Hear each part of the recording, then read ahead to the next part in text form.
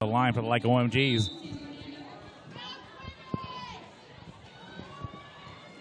Both jammers look like they're trying to get outside the same way, but then jumping to the inside is Wrecking Bell's jammer. And that would be Chantilly Mace. That's right. She stays on her feet, get knocked down, but she's back up. Not lead, though. Passing one of those opposing blockers. Not in the game, in the field of play. There's your lead jammer. It's Twiggy out of the pack late. That's right, but already scoring 4 points with Chantilly as she made it through on her initial scoring pass.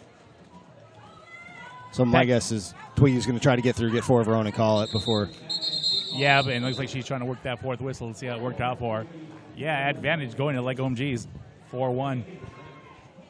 And a shout out to Saturday Night Special. While injured, she is still in the crowd here supporting her team. That's right, suffering that collarbone injury at Dust Bowl. Was that last weekend, Mike, or 2 weekends ago? 2 weekends ago. Hard to keep up. It's all a blur. Way back in the past when we had 1 minute penalties. That was like ages ago. Back in my day.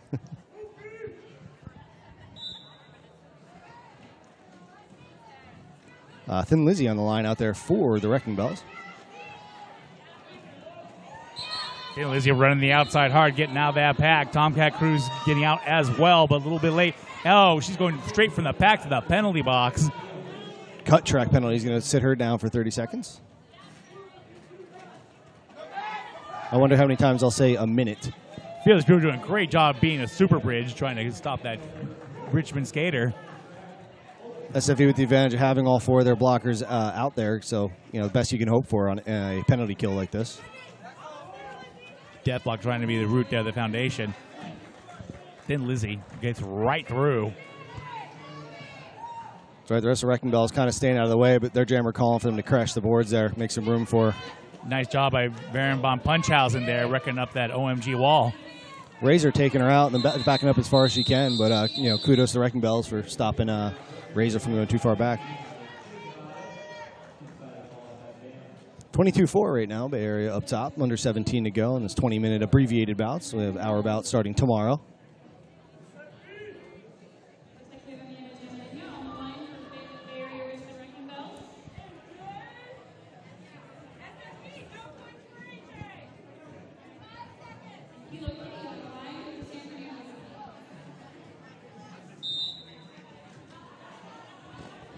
Killer Kitty off the line.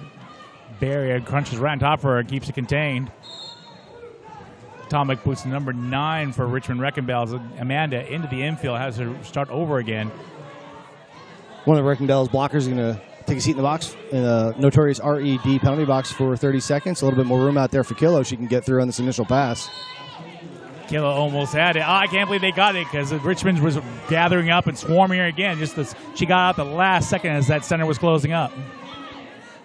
That's right. Good job holding her back, giving enough time for Amanda to get through.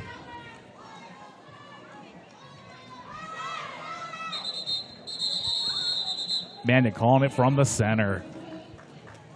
Grabbing 1 point on that last pass, but I believe 4 from the earlier, so give her 5 points on that jam.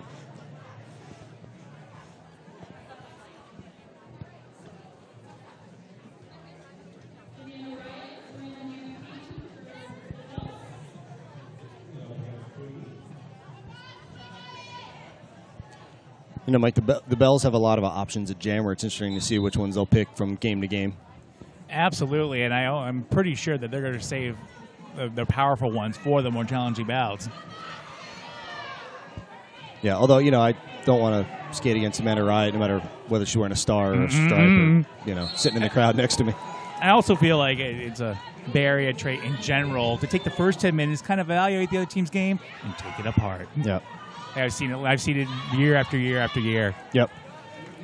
Yeah, it's definitely a little bit different strategy in 20-minute bouts. It doesn't favor the teams that are second-half teams. Absolutely. Traditionally, you've got those slow start teams that really turn it on the second half. Well, there is no second half. There's not even a second. Or even if you take 10 minutes, you're giving up quite the padding there, and you might even up and you might get their game, but it's going to be too late for most teams. Yep. Richmond being the exclusion. And it's already interesting to see how the 30-second penalties are playing out, too, with just skaters getting right back out there. I don't think we're going to see a lot of high-scoring power jams anymore or, any of those, the 40-point jam may be going away. The whole game just seems to be moving on much nicer with everyone getting back on the track. It does. It's more, you're seeing more roller derby traditionally instead of the 2 blockers on each team out there and so much room for the jammers not hitting anybody. Exactly. So no pass, no point on Chantilly, so that means Lee Jam going to go to 24 Tomcat. She's going to call it off. Yeah, she's a little bit far behind. It was time to hit the reset button, withhold points from Richmond. That's right. Sometimes it's just a triage as Richmond's in the lead 27-4. About 13 and a half minutes to go in this bout. What do we have coming up next here, Ilrev? We've got Silicon Valley and the home team, Ventura County Derby Darlings Vendals, coming up right after this bout. Just to note, Richmond's seeded number 2 in this tournament, while the OMGs are seeded number 6th. Well, don't tell Kilo Kitty that. No, despite that, Kilo Kitty's out and your lead jammer. C'est la vie putting Richmond jammer and 10th Lizzie in there to the infield. They got it contained very nicely. Yeah, real good bridge work going on in the front there. Deathblock just sitting in her lap and C'est la vie keeping her there. Yeah, it was a bridge and a truck and trailer all at the same time. Combo move. And it actually makes sense when you think about it. It does.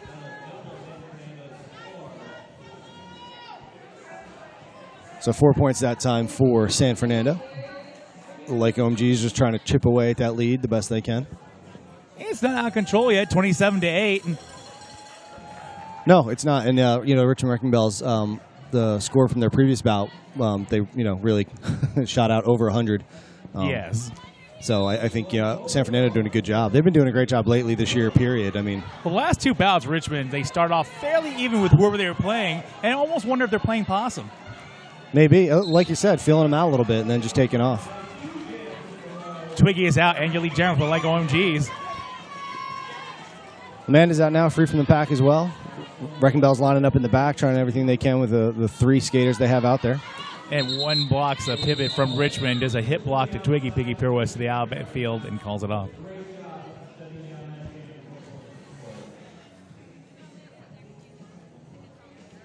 Now, we'd like to thank West End Gallery, all-female owned and operated shop dedicated to custom tattooing and piercing at a high creative and safety environment.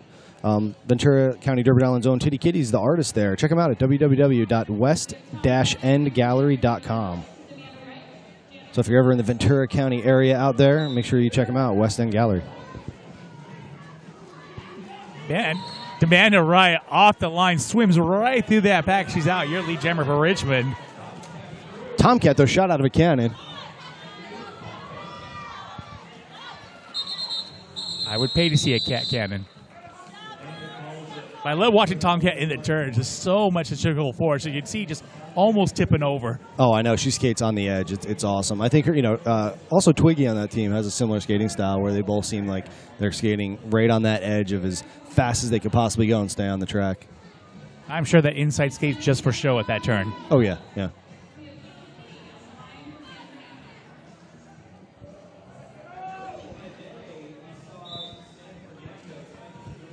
Killer Kitty off the line for like OMGs.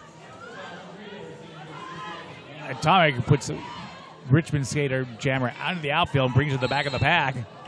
She jumps right back around the inside, though, found that inside lane, and she's going to have this one all to herself. I couldn't find Killer Kitty. That's because she was skating around the outside on the way to the penalty box. It's a power jam for Richmond. Yeah, must have dropped the skate out there. I didn't quite see it. It was in that far corner.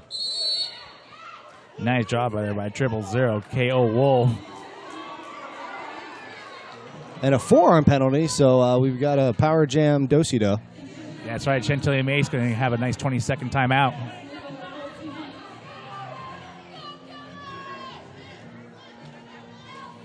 Killer Kitty fresh out, back in, tries the middle on a rugby scrum. Then dances on the outside. Nice turnaround. Beautiful job there by the OMG pivot. Putting that other pivot outside, Liza Machete, on the way to the penalty box. She's not going alone, though. Valkyrie is joining her as well for both from Richmond. Some great skating by Killer on the outside, taking a lot of shots from the Wrecking Bells.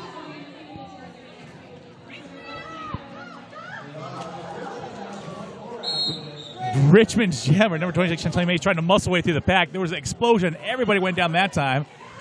Tommy the last line, drawn potentially Mace about 30 feet behind the pack. Yeah, Notorious RED penalty box filling up a little bit, but again, 30 seconds of shots. Not too long till those skaters are back out there. 4 more points for Kilo Kitty. And you made a great point with this new rule set. We're hardly having a chance to miss them, and we're just seeing a full track all the time now.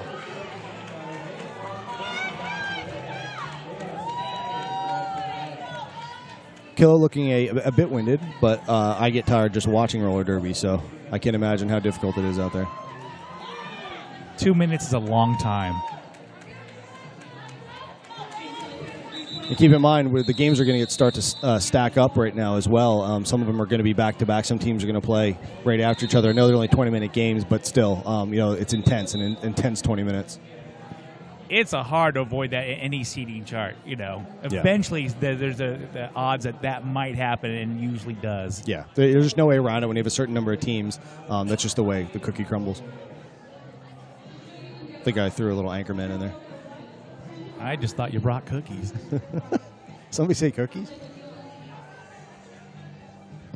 in just a few minutes, about 9 minutes or so, we will be wrapping up the movie prize bag. So get your last tickets in for that. We're in an official timeout. It's 40-18 in favor of the Wrecking Bells. About 8:20 to go. This official timeout brought to you by Saturday Night Sound.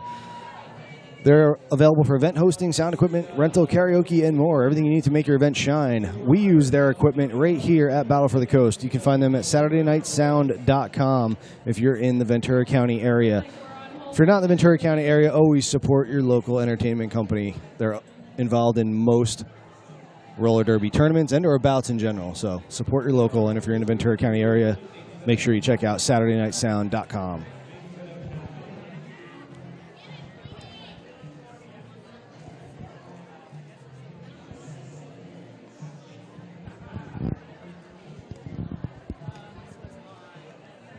A little bit of blocker dance party that Legacy's trying to go through.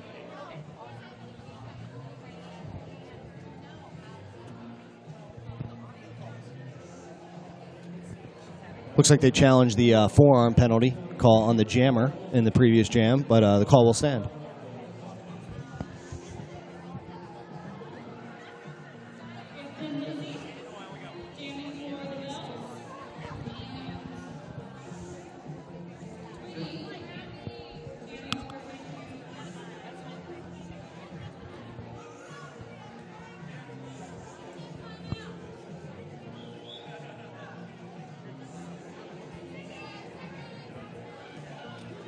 Looks like we are back. Score 40-18. Richmond in the lead. Twiggy out there for San Fernando trying to push that inside area.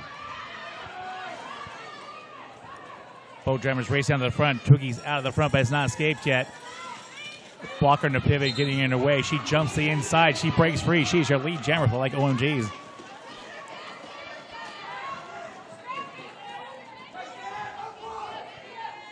And by her position, it looks like Bueller took one to the face.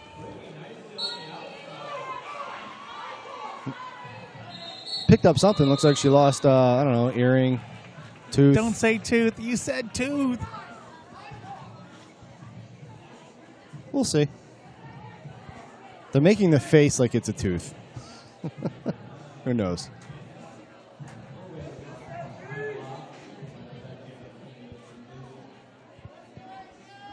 Amanda Gemininia back up to the line for Richmond Wrecking Bells.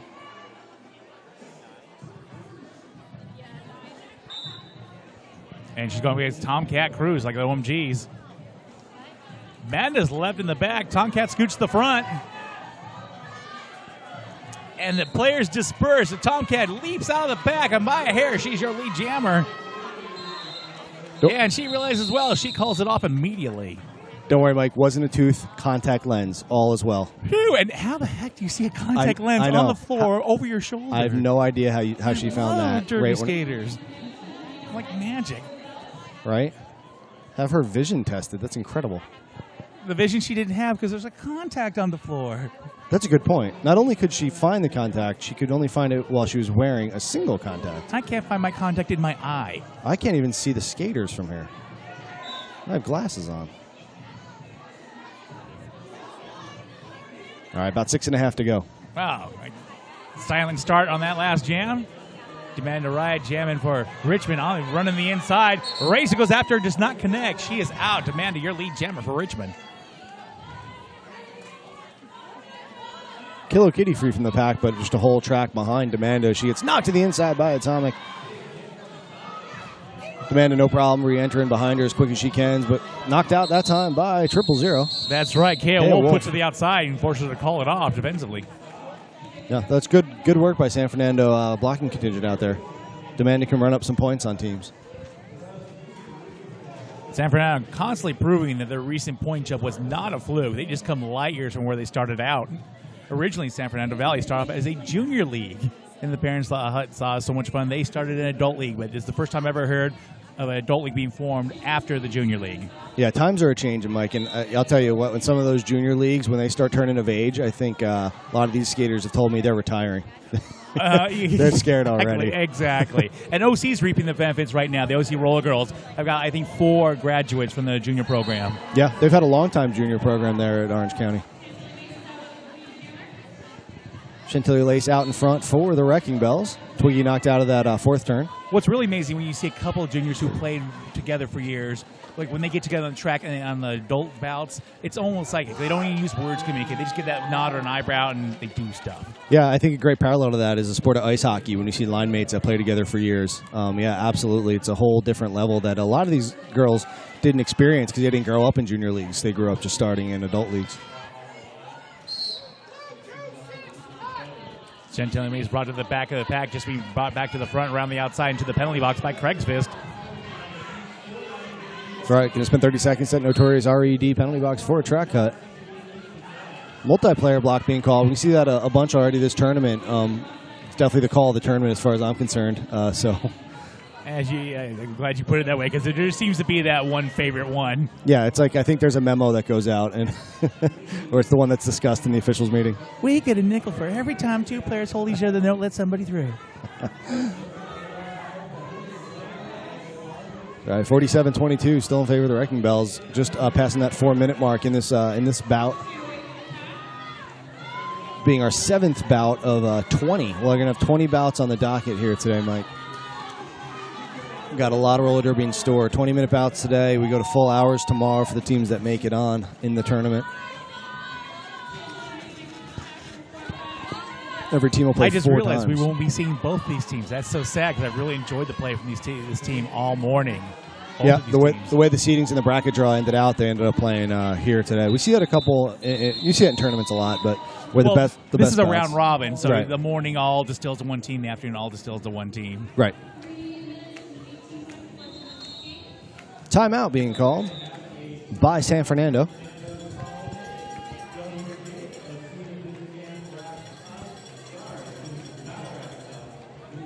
This timeout brought to you by S1 Helmets. Check them out at s1helmets.com. That's the letter S, the number 1, and the word helmets.com. Protect that brain.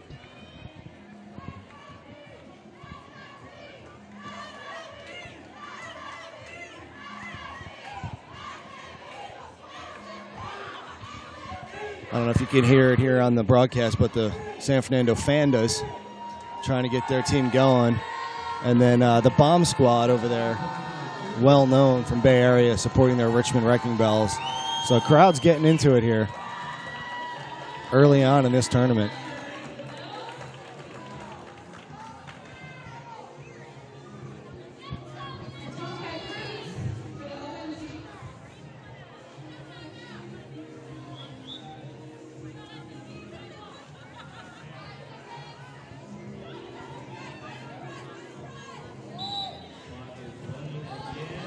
Off the line, Tomcat Cruz going up against Thin Lizzie of Richmond.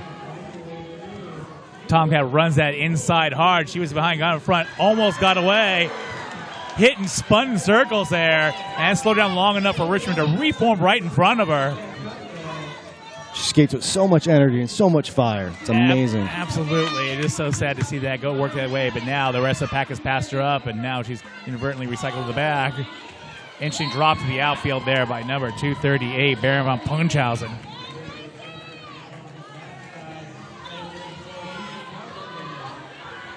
Thin Lizzy come up, going to make her a 5th point. Yeah, that Wrecking Bell blocking crew doing a great job being immovable objects out there while wearing wheels, but just hanging on those toe stops, doing a great job. And Tomcat still contained Thin Lizzy out of the bag and reapproaching it. Fearless Beer, first line of defense, holding on to number 3 while sitting on top of Thin Lizzy. Razor's taking it to her as he do a little hammer and nail, Bueller holding her in place. Tomcat getting through finally after that's a hard work initial pass. I am ready to buy the Tomcat Crew's action figure. Oh, clutching her chest out there. Man, such a beating, such a long time out there for such a struggle. It's exhausting watching her go at it like that. 66-27 in favor of the Wrecking Bells. Just about a minute and a half to go in the bout. Might be all the time on the clock that the Wrecking Bells need to hold on here.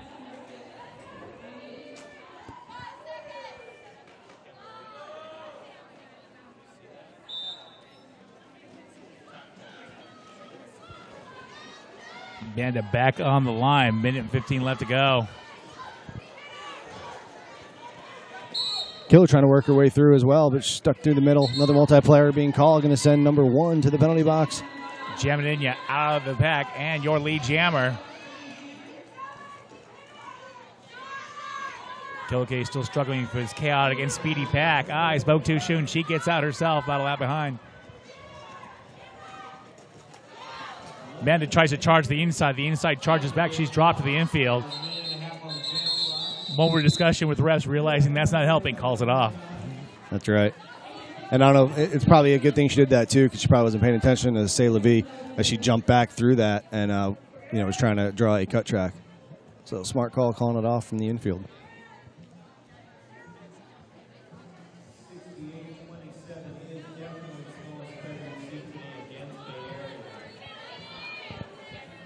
Don't forget, right after this, we got the Kilobytes versus the Vendals. So Silicon Valley going to come back, face up against the home crowd team. Twinkie runs the outside. It is your lead jammer.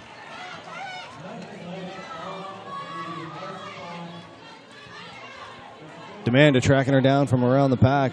Both Twinkie coming in hot. Demanda too. Trying that work at 4th whistle. Looks like Demanda got one. All right, that bout looks like it's coming to an end. Unofficially, the final 69, the Wrecking Bells 27 for San Fernando. I'd like to see that bout again, or I'd like to see a full-length bout of that, Rev. Absolutely. There was a lot more derby goodness inside that one.